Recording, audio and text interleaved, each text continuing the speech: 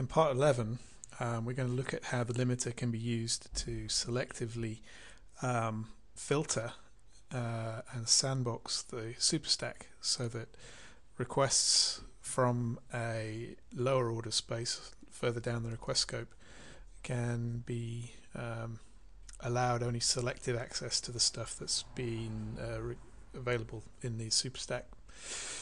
So what we have here is we've used a mapper, and it's back to our pattern that we've seen before. We've got an alias to active1, and in this case it calls indirect active1.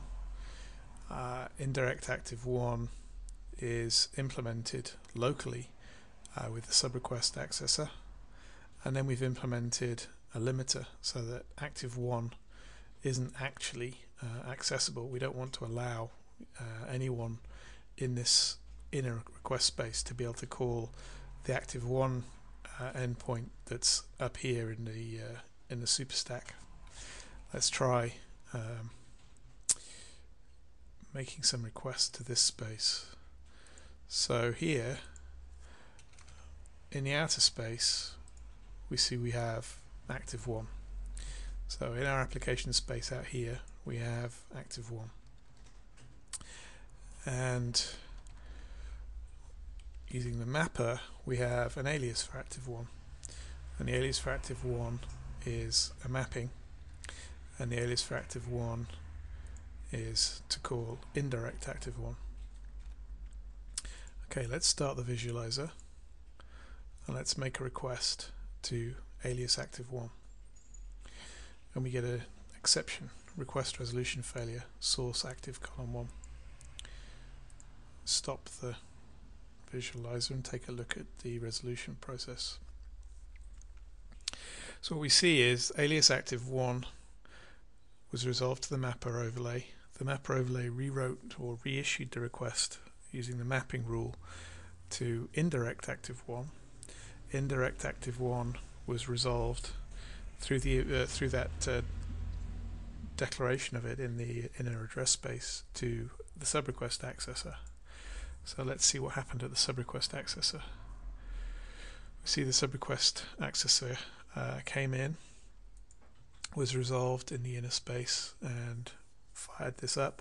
The subrequest accessor, as it always does, issues a request for active1. So let's see what happened to that active1 request in that space. We see that it was issued into the inner space where it's declared,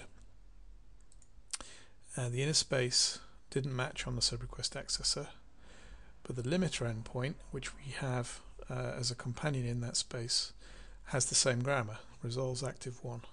So the limiter endpoint explicitly terminated the resolution, and at that point the whole thing broke.